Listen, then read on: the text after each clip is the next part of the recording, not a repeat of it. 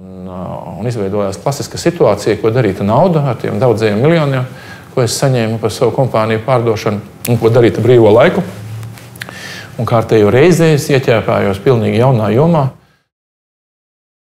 Man izdevās nopirkt pirmajā piegājienā lielu zemes gabalu, 1000 hektāru.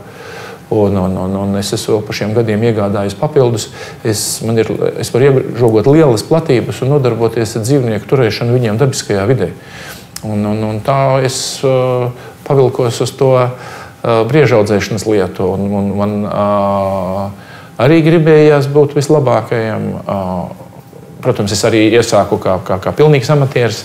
Un bija skaidrs gada laikā, ka no tā nekas nebūs. Un tad es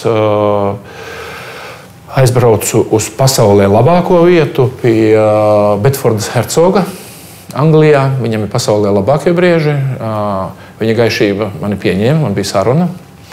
Un viņš man ieteica, kā man darīt. Viņš teica, ka man ir jādabūna puisis vetārsts, spēcīgs, kas runā angļu valodā. Jāatsūta pie viņa praksē uz 2 mēnešiem. Tad man ir jāaizbrauc uz Beļģiju. Tur dzīvo viens profesionāls briežaudzētājs, kas grib savu saimniecību likvidēt, un ka man ir iespēja viņu savērt pie sevis par menedžeri. Un tā es arī izdarīju.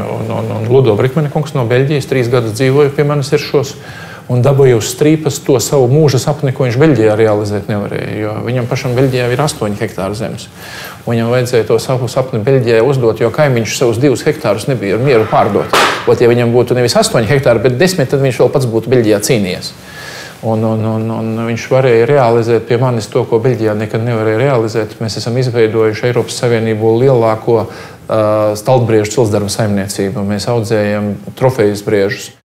Mēs nodarbojamies ar trofeju briežkopību. Tā pazīme, ko mēs izkopjam, ir brieža ragi.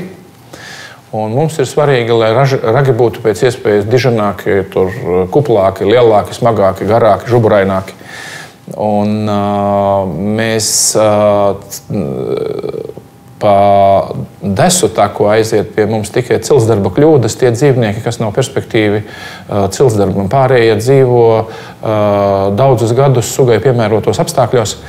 Un tātad mums ir neliela gaļas pārstrāde jau 4 gadus. Ļoti moderns Eiropas Savienībā certificēts gaļas pārstrādes uzņēmums. Un 4 gadus reiz mēnesī pie manis atbrauc no Vācijas viens pensionēts vācu miesnieku meistars, kas 15 līdz 20 briežus pārstrādā desās.